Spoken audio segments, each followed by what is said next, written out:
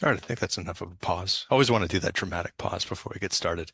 Hey, everybody. Thanks for tuning into the live stream about what we're talking about today, which is a recent release of MLflow that incorporates LlamaIndex support, an exciting GenAI agentic framework that does a ton of awesome stuff. You can build cool production grade things. And we're joined today by the people that designed and built it on the MLflow side, and then the founder and CEO of the company that maintains what we integrated with, Jerry. So before we get started, we're going to do a quick round of introductions, let everybody know who we are, what we do, and give a little context. Over to you, Michael. Yeah, hey everyone. My name is Michael Burke. I'm a resident solutions architect at Databricks. That means I do professional services. And over the past year, I've specialized in generative AI and a bunch of other ML related things. Back to you, Ben. Yeah, I'm Ben Wilson. I'm a software engineer at Databricks, work on MLflow and some open source packages, and I'm an MLflow maintainer. Yuki. Yep. I guess, yeah, I'm Yuki. I'm also a software engineer in Databricks. I'm writing code, a lot of code in MLflow now. Yep. So back to, guess the next comes to Jerry. Great. Hey, everyone. Thanks for having me, first of all. Thanks, Ben, Yuki, and Michael for putting together this workshop. I'm actually pretty excited to kind of see what's in store. I'm Jerry, co-founder, CEO of LlamaIndex, and happy to answer any questions. But yeah, hope you guys enjoy. All right, so the first thing that we're going to kick this symposium off with is explaining what these two tools are in case people are coming from one side of the house or another. If you're familiar with MLflow and never heard of LlamaIndex or vice versa.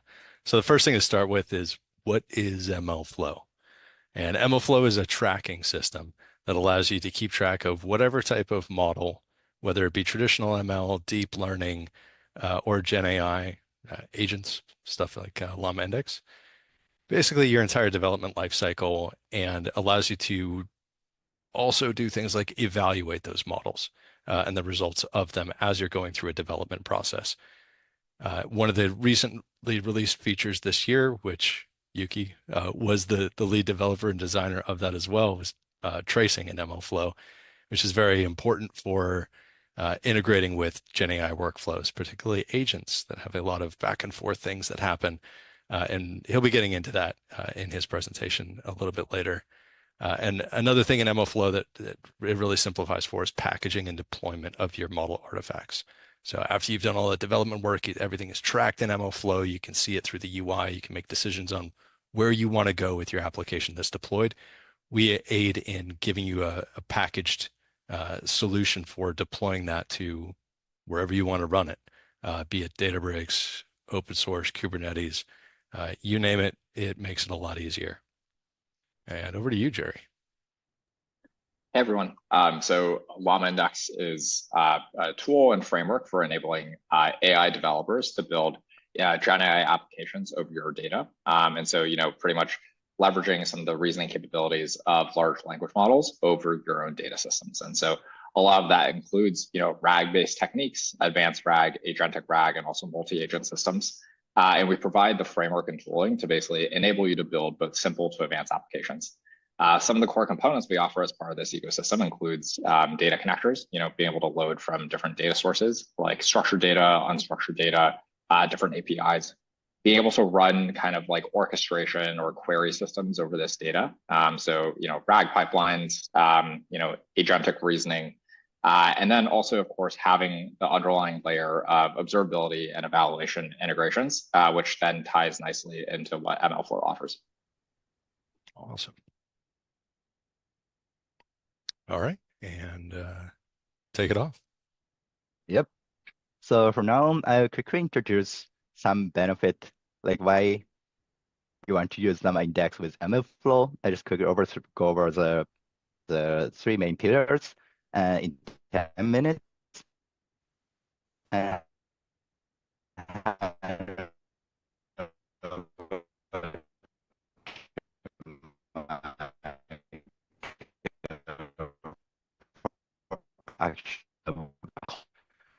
Agent.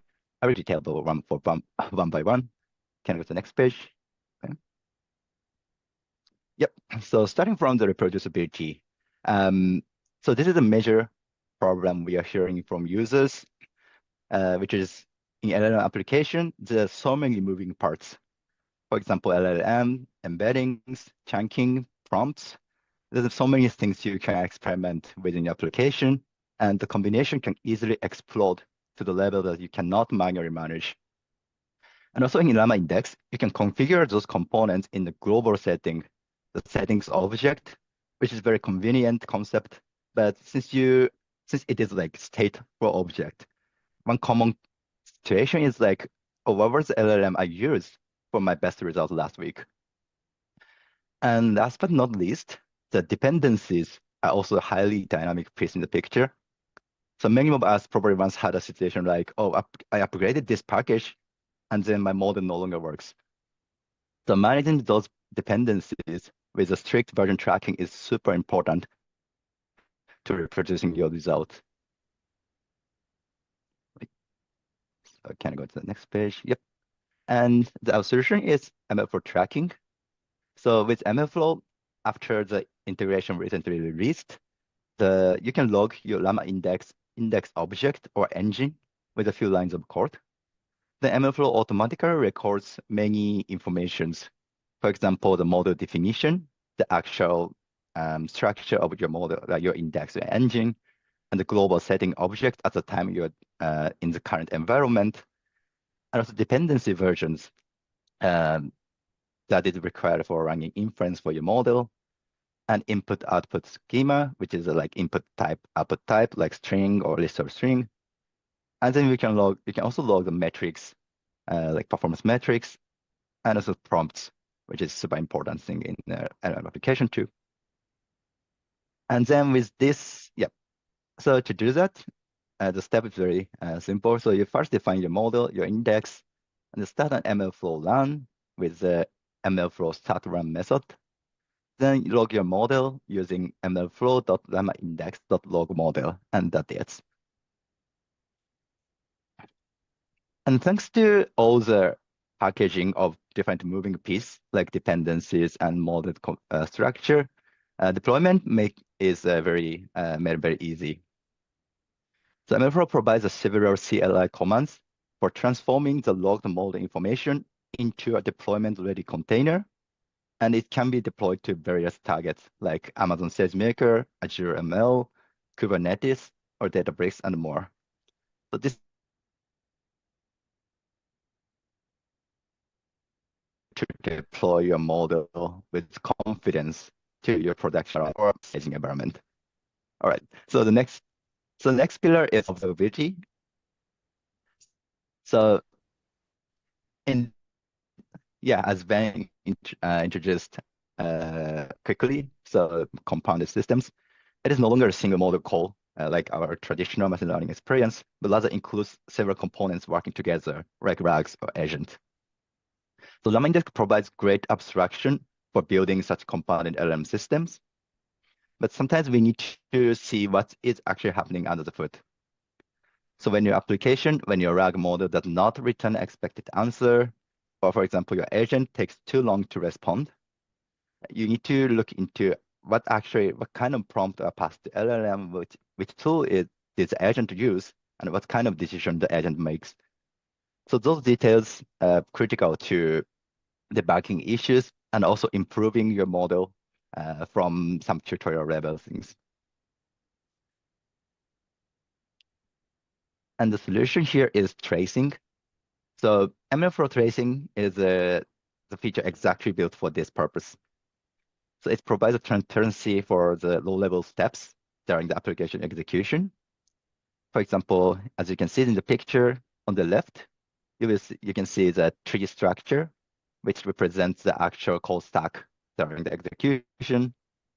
And in the middle, you can see the timeline associated with each step, with which you can inspect which part is a bottleneck of the system.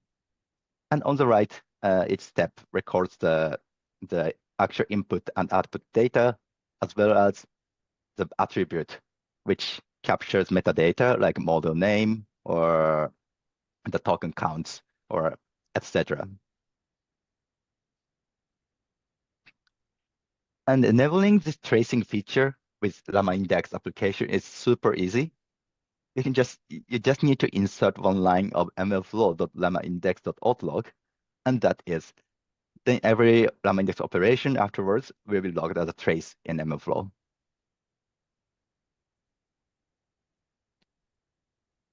All right, so this is the last pillar, which is evaluation. So LLM brought a different paradigm of developing machine learning application. So instead of training a few models with domain-specific architecture, now we have hundreds choice of foundational models on the internet, and they might not work well enough for your application, but there's a lot of customization you can do, such as prompt engineering, context learning, or tools, or etc. And since there's no single silver bullet that works best for your use case, evaluation becomes critical so that you can put your development effort into a correct direction and make rapid incremental improvements. So in the evaluation process, it is also important to do some qualitative analysis. Qualitative analysis, not only looking at the metrics. So you sometimes you want to look deeper into actual output from the models, not only the numbers.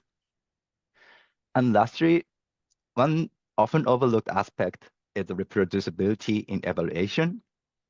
So some of you might have encountered, actually I have, a typical failure case in machine learning project where the original developers of the model already left the company or team, and that they only left the model weights and a few performance indication. And now you have to take over the project and try to make improvement from them. But the first step, they reproduce the same result as a baseline, but you don't know what exact data sets they use, or how those metrics are computed, and what is the environment set up. So this is very horrible situation you should avoid, and MLflow provides an answer for it.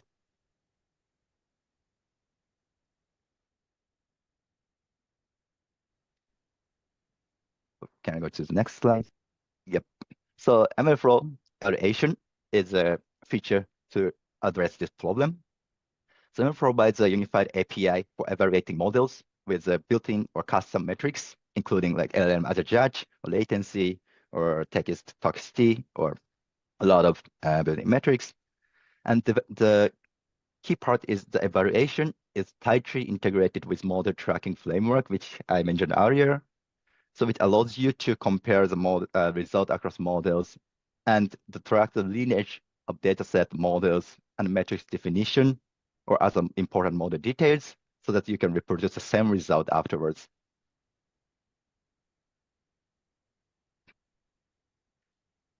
And running the evaluation is also simple setup.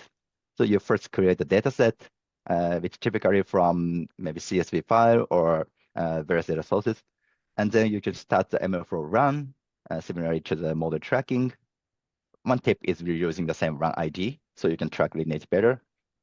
And then finally call mlflow.evaluate with the model and dataset. And you can see the metrics like latency and answer correctness is added to the metrics list.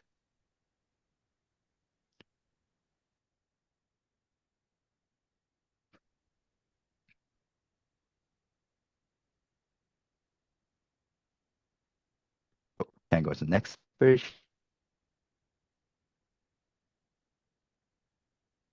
Yeah. So this gives the view like this. So on the left side, you can see the metrics are plotted automatically with nice colors. So it's a bit small picture, but the first row is about model answer correctness, variance. So from there, you can see the red and the purple one is good. But the second row on latency, that one has the double latency compared to the purple one. So from there, you might want to look into the actual quality of the red one and the purple one, which you can see from the right side of view, which provides a side-by-side comparison for the actual output and questions.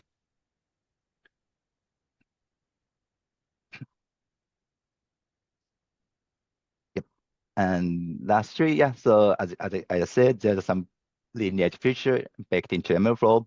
So from the run, when clicking around, you can see the run detail page which shows dataset and model used for the evaluation and metrics in one place. And when you open when you click the model link, it will navigate you to the actual model definition or metadata dependencies. This allows you to manage your experimental result in a single place with with a nice lineage. Yep. So I hope you guys have some sense of the benefit integrating MLflow and LlamaIndex. So now from here, I'll pass it over to Michael to demonstrate how it looks like in the actual code. Yeah, thanks, Yuki. So that was sort of a high-level walkthrough of the why, and we'll actually get into a code demo right now. So one of the core issues with LLM-based applications is context. So when you have an LLM, it's trained somewhere by some large organization. They spent millions, if not billions of dollars to make it good, but it doesn't know the specifics about your use case, your acronyms, your business words, all that stuff that makes an LLM really, really valuable to you and your specific example. So often we want to augment this context. Slide. Cool. So there are a bunch of wrong solutions. The first one is using a base LLM. As we just alluded to, they're trained on a large corpus of data. They know English. They know stuff about doctors. They know stuff about lawyers. They know stuff about French. Well, maybe not so much French, but they know a lot of things, but they, again, don't know the specifics about your use case. Slide. So often we look to augment this via fine tuning or training. However, tuning is sort of an involved process. It often takes a lot of GPUs and a lot of money, and then training takes even more money. Recently, overall training has gone down from orders of millions to orders of hundreds of thousands of dollars, but it's still often prohibitive and it's expensive. And let's say you update your data every minute. Are you going to retrain or fine tune an LLM every minute? Probably not. Slide. So another popular example is to add context. And as we all know, LLMs take a bunch of text. And so, all right, if I have a bunch of subject-specific information, why don't I just put it into that context window? Well, there are a bunch of issues with this as well. Context windows are finite. And also with large context windows, LLMs struggle to process specific pieces of information, and the actual request from the user can sometimes get lost. So these are a bunch of solutions that we don't want to have. And a better solution is using LlamaIndex with MLflow, specifically building RAG applications. Slide. Cool. Let me share. All right. Can everybody see my screen? Good to go. Cool. So Ben, Yuki, and myself work at Databricks. We are just using a Databricks notebook because it's fun. This is an open source solution. Everything would work in a Jupyter notebook. So first things we need to do, as with any piece of software, is we need to install our dependencies. So here we're going to be using LlamaIndex. One of the readers that is not core to the LlamaIndex package, but is sort of an integration or a plugin. And then we're also going to be installing MLflow. We're installing directly from the Git repo because Yuki shipped some really cool stuff that we wanted to use last night, and it hasn't made it into the release. But that'll be ready whenever the next release is. Cool. So we talked about these three issues. Let's discuss them via code. So why do we want to do RAG? Well, let's take an example of building a chatbot that tells us about MLflow documentation. Features are released all the time, so it's really hard to stay up to date. And to give an example, we're going to be using LlamaIndex's OpenAI integration, as well as some chat helpers to help us format our input. So we start off by instantiating a base LLM. In this case, we're using OpenAI's GPT 3.5 Turbo. That was trained a couple years ago. And we're going to ask it, what is MLflow tracing? That cool thing we were talking about earlier. So, okay, let's read the response. MLflow tracing is a feature that allows users to track and log execution of machine learning models, parameters, blah, blah, blah, facilitate reproducibility and collaboration. This is sort of tracing, but it actually is a better definition of tracking. And this actually happens a lot, even with like autocomplete on Google. It'll sometimes show tracking results instead of tracing. Also, 3.5 was trained prior to the release of tracing. So it couldn't have known about it. So unfortunately, we're not seeing the right result. Next option is to train and tune. But as we alluded to earlier, this can be very expensive. It's getting cheaper, but if you have a large corpus of data, specifically at a high frequency, it can be challenging to work with this. And then next, let's look at a context window. So we're actually going to go in and start using LlamaIndex and all of its awesomeness. First, we assembled a bunch of URLs, and these are URLs, as we can see. Oh, cool. MLflow documentation. They're live websites. We'll go and import the simple web page reader, and this will allow us to download the information from the web and create a bunch of document objects. So if we want to see what that looks like, here's a document ID, here's the text, and this is a LlamaIndex component. Next, what we're going to do is we're going to see, all right, I'm going to just throw all this in my context window. I'm going to do a bunch of dashes, I think, yeah, hyphens, dashes, whatever those are called, and use that to delimitate our documents, join them all together, and we're just going to throw it all into our content. So here are the MLflow docs document string. Then I'm going to ask the exact same question that I asked above. And string too long. So OpenAI can't support this massive amount of information that we just passed. And just for reference, it's around 2 million characters. So yeah, as you can see, MLflow docs are finite.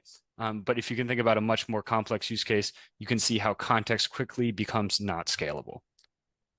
So what is the solution? Well, the solution is RAG, so retrieval augmented generation. So here we're going to use the LlamaIndex package, and we're going to set some global settings.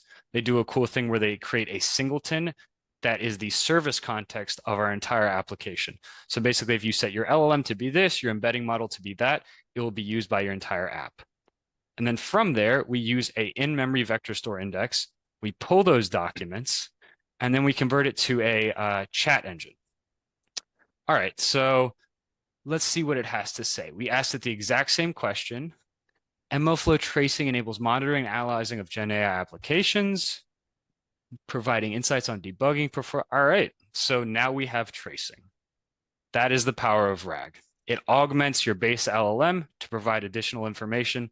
And what it actually did is it did a document lookup under the hood and now uses that to basically fill in the gaps that it has right now. So before we pause, just wanted to also shout out that, as Yuki alluded to, with LlamaIndex autologging and doing the exact same function call, in Databricks by default, it will render this trace. So we can actually see what happens. We can scroll through a bunch of stuff. We can expand. We can unexpand.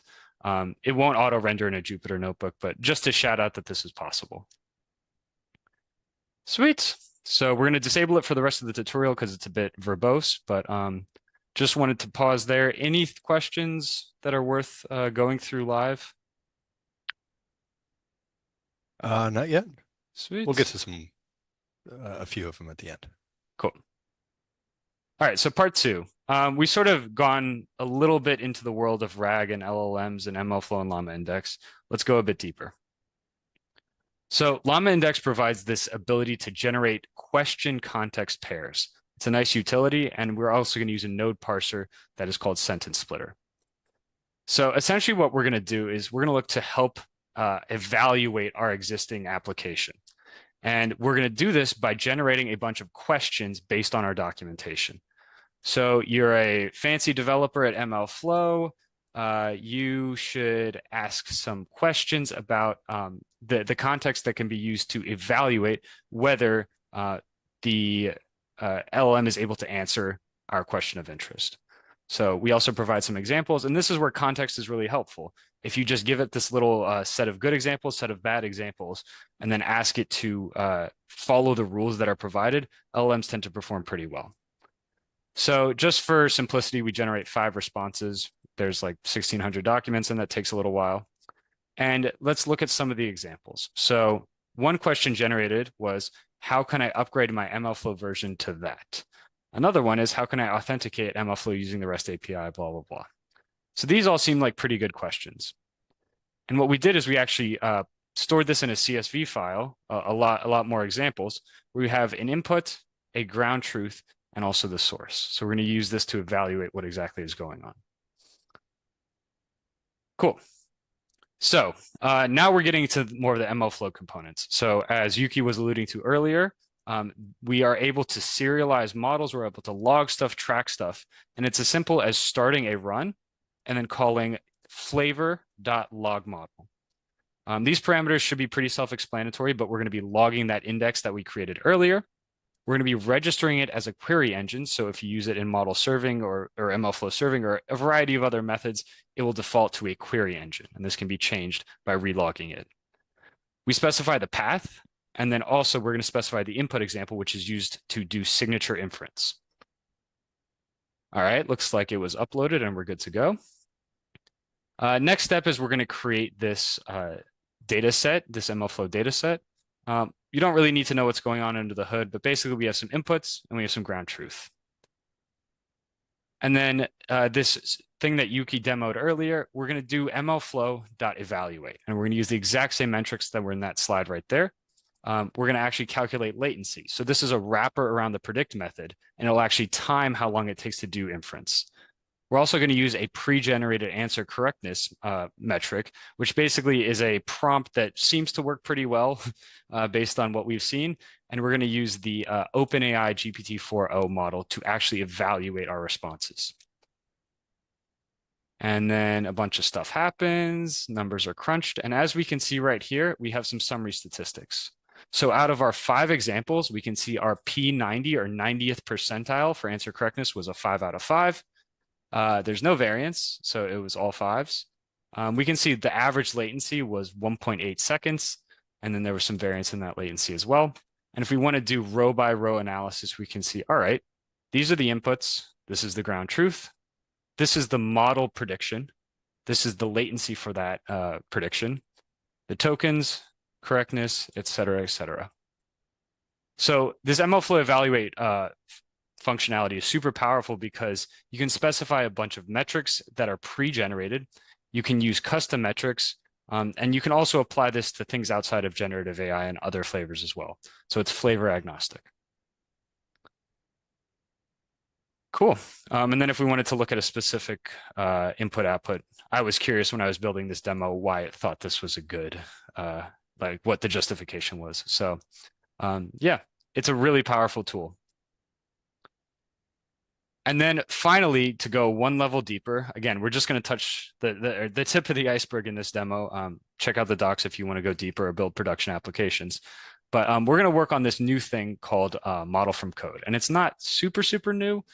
Yuki built it last week, but it's still pretty new. And the concept has been around for a while. So the background is MLflow serializes stuff to disk. So it takes your in-memory representation, puts it on a file, and then it uses environment variables and sort of dependency lists and things like that to recreate it in a different environment. That's one of the beauties of MLflow. It'll reproduce everything. Serializing in-memory objects can be challenging in Python.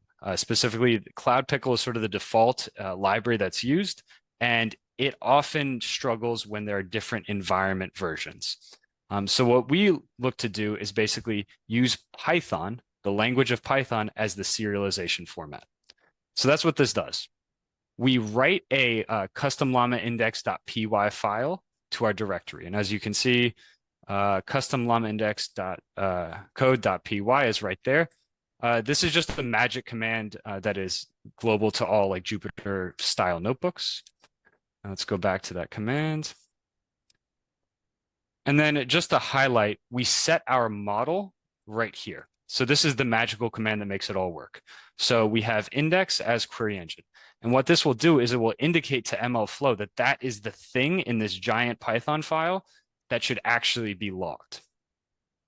And from there, it'll actually, when it looks to load this, it'll run Python. So we can now avoid a lot of the CloudPickle issues and other serializations. It also makes this framework a lot more extensible and dynamic. So let's look at how we log this model. Well, instead of passing an object, we're just going to pass a string. And this string corresponds to the path to that code file. And then we can just do the same thing. So engine type of query, input example for signature inference. All right, it looks like it worked. And then we can reload this model back into memory. And as you can see, we can do inference just like with any other chat engine or query engine, excuse me. We can query it natively, and we can also use async query. So all of the LlamaIndex functionality is going to be working out of the box. So summary, we threw a lot of examples at you, threw a lot of code at you, but very simple insights. LlamaIndex provides robust generative AI functionality, and MLflow helps wrap this generative AI functionality to help you build production and scalable applications. Back to you, Ben. Whoa, there's a lot of me. Why is that? Yeah, there's like 5 of you logged in right now.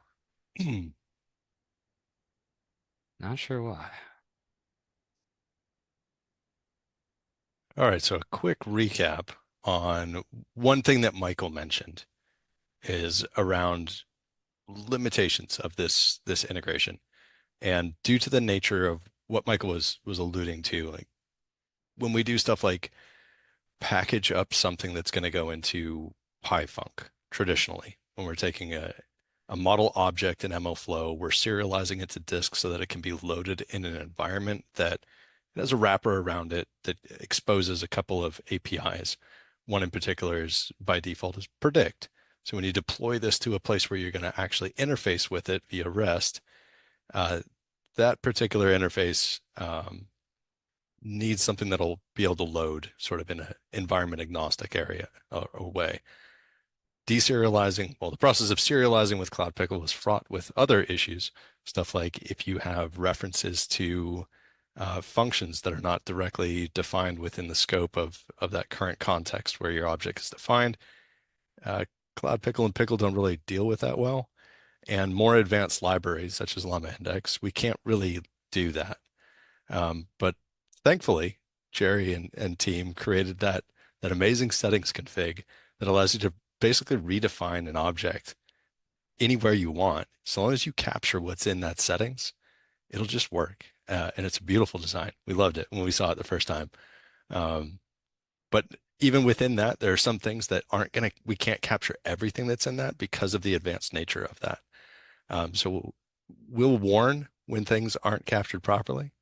But for the most part, provided that you use the models from code feature, if you define everything that you need to construct that entire chain and you have an external reference to something like a vector store, as long as you have that configuration set up and your auth is applied in an environment variable in your deployment environment, things should just pretty much work.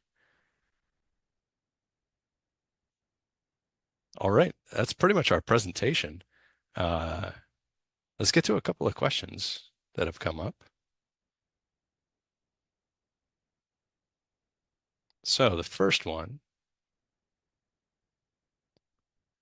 from Neil, how can we connect to the dedicated embedding stores like Neo4j? Can you show how to generate knowledge graphs to complement RAG? Yeah, I can maybe take a stab at this because I think the current notebooks did a great job of walking through some of the kind of core RAG capabilities, but we actually have some pretty comprehensive property graph abstractions. So basically that directly integrates with Neo4j. This is a direct collaboration with the Neo4j folks to basically help automatically construct a knowledge graph. And then also query a knowledge graph via different types of query engines, right? Like text decipher, vector search, so on and so forth. And so we have a few blog posts I'm happy to link in the channel as well on basically how do you basically build property graph structure. So this includes both like the nodes and edges, and both of them have properties like structured tags that you can attach on each of them. You can infer a schema and basically kind of like extract attributes according to that schema with an LLM. And then you can also query it via, like a prompt that converts your natural language query to a cipher query, or it can also do vector search. And I'm sure, a lot of our query engines are serializable via MLflow. And so I think there's like a nice story there from like the data structure itself to how do you actually serialize the query engine. Nice. So next question, or more of a request from Cameron. Can I get a link to the tutorial code for Databricks? Check the chat. Michael just added it. You can just download it directly from there. Also, coming in the next MLflow release, you'll see in our docs, there'll be additional guides on how to basically use this flavor. Some of the stuff that we've done. We did the initial release with 2.15.1, but there's new, much more interesting and exciting releases that are coming in 2.16.0 to support. And just check our docs in the release notes, and you'll find the links to all that stuff. And we'll probably try to get a blog out on this as well on our side, or something that's showcasing a long form similar to what we just demoed, because this is super cool. I've been playing around with it over the last week as Yuki and Michael have been doing some final fine-tune adjustments, and just seeing what can I do with this thing?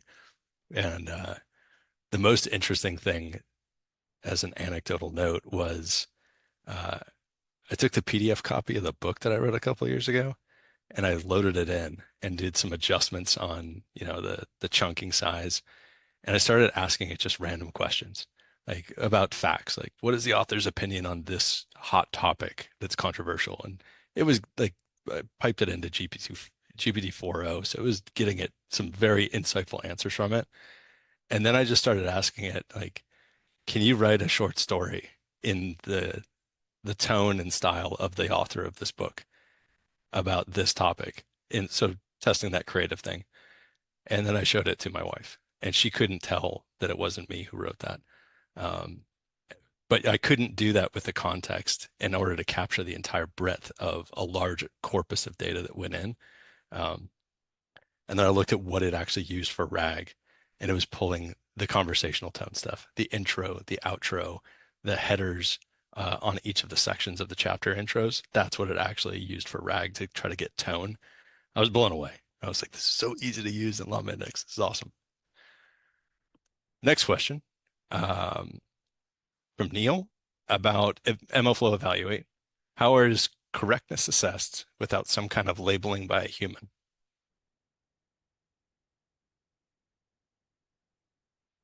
Any takers? Yeah. Maybe So I the can take. Q&A, yeah, you can go ahead. Sorry. Yeah, so the key thing in this metrics is that it's judged by LLMs. So in this case, we need to provide the actual answer, ground truth, like we provided that, and LLM basically combines the ground truth and output 1 to 5. So we don't need to manually need to pass one, create a ground truth at once, and for every model, LLM can just judge them. And yeah, there's also an example of generating answers by themselves by LLM too. But yeah, the reliability is a bit lower than passing manual ground truth. But yeah, generally this LLM as a judge mechanism is widely adopted. And I think so far it's been promising to do scalable analysis over this kind of long text output. Question for you, Jerry, from a viewer on LinkedIn. What sort of parameters are exposed for the setup and interfacing with indices and engines that may alter the behavior? Yeah, totally. And it definitely depends on which index that you set up, and also which query engine. And basically a lot of the basics of LlamaIndex is you use a vector database as the backend, and then you do some sort of retrieval and querying. And so there's a certain set of parameters there. You can actually get pretty arbitrarily complicated because you can compose your own pipelines, workflows, agentic stuff on top of these existing kind of base layers. And then that basically adds more parameter complexity, which can be both a good and bad thing, right? Good in that your reasoning is more sophisticated, bad in that you basically have to maintain and track and experiment with these parameters.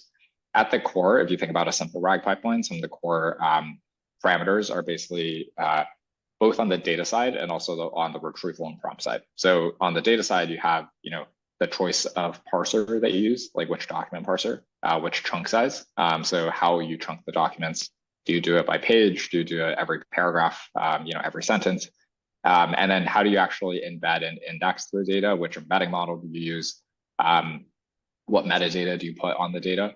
And then during retrieval, you have some parameters like your top K value. What's the number of like context that you actually want to retrieve? And then, what is the prompt you're using to actually synthesize the solution? So you can see even in a naive RAG pipeline, there's like some existing parameters that you can fiddle around with. And then, of course, the more complex the system is, we were just talking about knowledge graphs, and like the more complex the data representation or the orchestration, the more complex the overall system. Yeah, that's about it for questions right now, except I have one.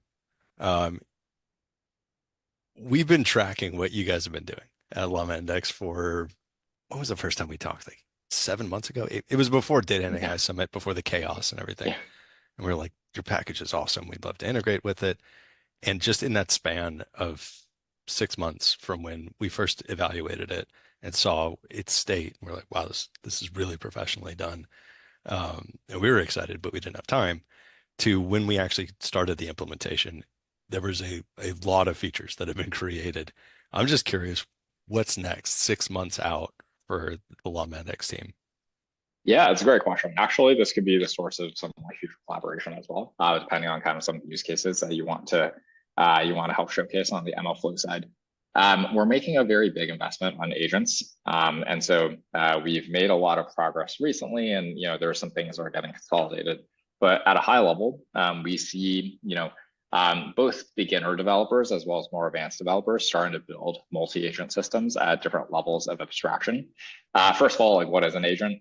Basically, it's just anything that uses LLMs. Honestly, it's just like any system that has Python code and uses LLMs. And so we start to see both like simple to advanced use cases where you're not just necessarily building like a RAG chatbot where you're getting back like a chat response, but you're taking the next step after that. Like it's actually generating a report for you, taking an action, performing web search, or it's actually able to access not just your vector database of like unstructured text, but actually your structured data warehouse, or a combination of both plus web search. And so it's basically the ingredient or the kind of core foundation from which you build more advanced kind of LLM-based systems.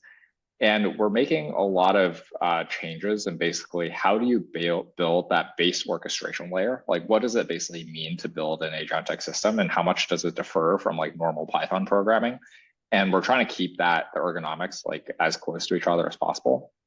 And then the next piece is how do you actually go to production with these systems? So on the core ergonomics side, we recently launched this feature called workflows, which are basically event-driven abstractions where you write a Python class with a set of steps, and then basically you can model a multi-agent system as like a set of workflows that are event-driven steps interacting with each other. And then the next piece we're investing in is being able to then translate the set of steps and deploy it as a service on Kubernetes that you can host anywhere, right? So basically a multi-agent architecture that you can host as microservices. And then, the surrounding tooling, like debugging, evaluation, tool management, so on and so forth. So there's a lot of interesting things that we've already done, but also, there's a lot of stuff to do. So yeah, definitely stay tuned. We're gonna have like basically a ton of content here soon.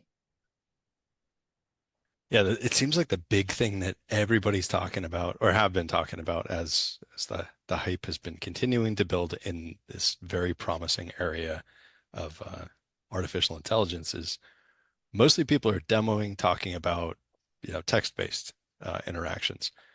But some of the more sophisticated, agent frameworks out there, such as LlamaIndex, you guys have gone multimodal and shown like, hey, you can do this stuff. We've got the tooling for you to build it. Do you see a lot of adoption in that right now? And where do you think that projection is going to go?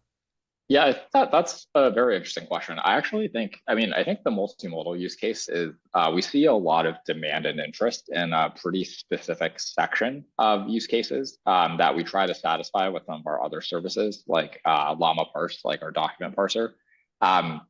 We see a lot of interest in parsing complex documents with tables and images and stuff. Like a lot of formats are just like research reports or like slide decks where you have a lot of diagrams or visual elements.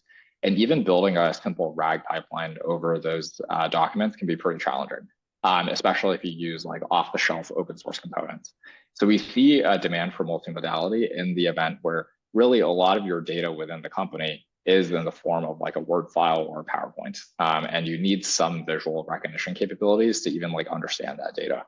That's probably the biggest use case that we're seeing today.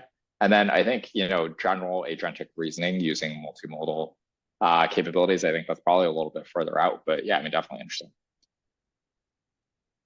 I have a question. Oh, go ahead, Michael. Yeah. So I do implementations all day, every day.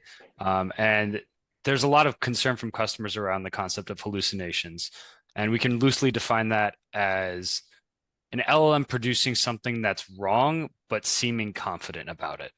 So the user might not immediately identify, for instance, in a chatbot system that this thing might not be correct. How do you think about guarding against hallucinations? Yeah, I think, we have thought about this topic, and I'm sure you could also invite like other hosts that have probably like, there's products that like do this stuff like full time. But basically just from kind of our general experience building like applications in this area, there's input output guardrails, right? So I think a lot of evaluation, for instance, like, what we just showed in the workshop is post hoc, so after the fact. So like basically you ran this thing and then you need to measure performance. But when you're serving like live production traffic, you need to basically have some layer that can, for a given user input, decide to either modify the user input or decide to modify the output of the LLM, right? And so modifying the input is because the user, did something that might be outside the domain, the input domain that you're comfortable with. And then modifying the output means that, the LLM might have produce something that like might not be up to what the users expect. On the output side, I think a common step that we see a lot of people do is just some sort of reflection or retry step from another agent. And so basically an agent in this case, just like a separate LLM call where given a response, like try to, similar to a lot of the ways you're measuring evaluation right now, just using like an LLM call, look at the consistency between the query and the response. And then the retrieve context, and basically try to determine whether or not it's like aligned. I think so. Part of this is basically adding some of these like guardrails in the middle. Part of this is making sure that the LLM itself has the right context itself. We oftentimes note that when the LLM has incomplete context or very messy context, then it tends to hallucinate more. Actually, on that note, I think this is like guardrails. I think a lot of people talk about. I think the second piece, I think fewer people talk about. But like one thing we notice is that when you have, again, like a document and let's say your parser is really bad and that it parses the document very poorly. So then the text and images and numbers and stuff are all scrambled. That introduces a much higher rate of stochasticity and hallucination than if you have like a good parser that actually laid out the text and numbers properly. So the less you have to make the LLM try to really understand how your text is formatted, the better, kind of more reliable the results will be. So that's number two. And then I think, number three is basically the UX issue. I think a lot of our customers and users like the citation interface where you have like sentence level citations and then also some sort of confidence score, and basically making it very clear that, you as the user should basically trace back to the sources and verify yourself. I think that's also an important piece of the story. Cool. And then I want to hear the answer to the chat question. I'm going to read this verbatim, Jerry. So, Mr. Liu, not to create any drama, but how would you characterize the strengths of LlamaIndex vis-a-vis LangChain in terms of priorities and design decisions? Are the two competitors or are they complementary? Yeah, this is definitely the first time I'm hearing this question. So yeah, I mean, like at a very high level, LlamaIndex and LangChain, they definitely overlap a decent amount in terms of, at least on the open source framework side, in terms of the use cases that they enable. In the end, a lot of our users use both. I think in general, historically, we've been a lot more focused around some of the data aspects. So like data indexing, retrieval. Last year we made a lot of investment in kind of like these advanced RAG use cases over complex docs, which motivated the development of LlamaParse as well. Whereas I think LangChain tried earlier on to be a lot more broad, which has like pros and cons. I think recently, I think we're also creating a lot of capabilities on the agentic side. We just have a bit of a different thesis on how to actually build agents. I think LangChain has LangGraph, which is like a graph-based approach. We tried that, ran into some issues just from like a dev UX side. And so we're investing a lot in kind of like an event-driven system and microservices, like really modeling agents as event-driven, and that can communicate by passing messages to one another. So that's a big investment on the open source side. I can't say on the enterprise side, just any of the services that we're building, they're actually pretty different. I think a lot of stuff we're building on the enterprise side is around data parsing and extraction. So helping users set up like an end-to-end RAG pipeline. And so we integrate with other, observability eval providers. And obviously LangChain has like LangSmith, which is the observability tool that they have. Yeah, I'd say from a dev perspective, they also feel very different. And depends on what it is you're trying to do. If you have a lot of rich data, it feels way more natural to do that in LlamaIndex. And like during the process of developing that, you're writing code that feels very much like what your eventual production code is going to look and feel like and behave. And it enforces a structure that I would call very Pythonic. It's easy to read, easy to interpret, easy to test. And then LangChain, as you said, very broad. And certain things are, decisions have been made like during the design and implementation of certain APIs. You're like, okay, I see what your user base is for this, and it's great to get started really quick. And it depends on, like you said, what you're intending to do. The feedback I've heard from customers is people are very excited about the fact that we just released this integration with MLflow. So like, yes, I get to track all of the stuff that I'm going to be pushing to prod, and this is what I want to do. So yeah, a lot of people that are doing stuff for real with lots of internal customers are using LlamaIndex. Awesome. Okay, I think that's it for questions. Yuki, do you have there's any one in questions? the Q&A tab. Read it off. Research indicates that one can reduce or minimize hallucinations to around 3%. Do you think we will ever have LLM be infallible or will never hallucinate? Hey, Jules. How's it going, Jules? Long time no see. I actually be curious to hear your guys' take on this. I think in general, like honestly, no. I think that's why like human feedback is important. I think the error, I think there's also different types of hallucination. I think there is a version of hallucination where it just means you as a human you don't like the response. And then there's a version of hallucination where it's giving like toxic outputs or like biased outputs and stuff. I think some of these things will definitely go away.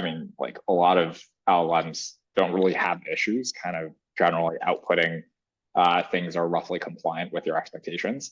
However, I think there will always be these edge cases where it's like, just given the complexity of the input space, some input is triggering something that's like not quite up to your expectations. And I think I think in the end for these complex AI systems, it's kind of just like, you kind of have to accept that as like a fact. And I think that's where like adding human in the loop reflection and also like doing some sort of check before you like maybe a human in the loop check before you take actions are somewhat irreversible. I think it's helpful, right? And I think that's where the UX design comes in. I think before we build fully autonomous like multi-step systems, building some sort of collaboration interface so that you're able to give feedback, provide input is super important. Nice. All right. Yuki, Michael, anything else to add or questions, things you'd like to mention? Nope. Yeah, I think we'll be adding more and more example tutorials in the documentation. So I just select stations and yeah, we'll be improving this integration more and more. So perfect. Yeah, well, thank you for doing the workshop and all the materials. We're excited to promote this through our socials as well. Awesome. I'm sorry, one final question for Ben. What's on the roadmap for MLflow in the GenAI space? everything. Just doubling down more on tracing support.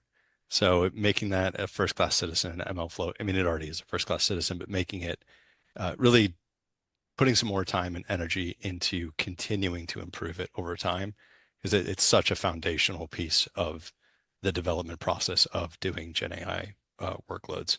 It's incredibly challenging to, even if you're building a demo or a webinar and you're trying to do something that's cool and you might be a little too ambitious and you build something a little bit beyond your means, and you're like, why is this losing its mind? What is going on here? Without having tracing there to really see step by step, okay, at what point in this multi-agent framework that I just created is there an issue happening? Going into your code and throwing a bunch of debug statements in there uh, is just a waste of time, and you can get results instantly in real time, effectively, with tracing. So that's a big thing that's going to be focused on and improving the UX, the APIs. Um, Yuki is very heavily involved in all of that and making sure that it's the best product it can be. Yeah, just more general, broader support for evaluate. That's another fun project that's coming up in the next couple of months. Make it so that we don't have to define all of the ways that you can evaluate something. You have your favorite library that has definitions for, you know, any sort of a evaluation metric you want to use. You should be able to plug that in, and we should be able to track all that for you and execute that logic. More stuff with tool support is another thing that we're working on with Databricks. Unity catalog going to open source that was released at Data and AI Summit this year. We're going to provide support to that. So look forward to agent frameworks having, we'll collaborate with them to say, okay, we're going to build the interface and maintain it with you to allow you to define, Python functions that you want to be able to execute in a remote system and just make it simple. High-level APIs, you shouldn't have to think too hard about it, and it should just work. So that's a big things that we're focusing on for GenAI in the next couple of months. And of course, it's not going anywhere. We're going to continue to focus pretty hard on making that developer experience and the process of deployment and monitoring to be as great as it can possibly be.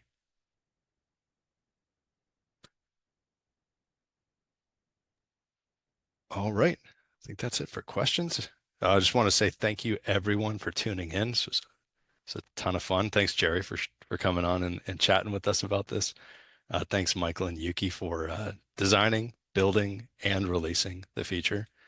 And looking forward to continued collaboration on this integration. Thank you. Thanks for having me. Thanks, everyone. Thank you.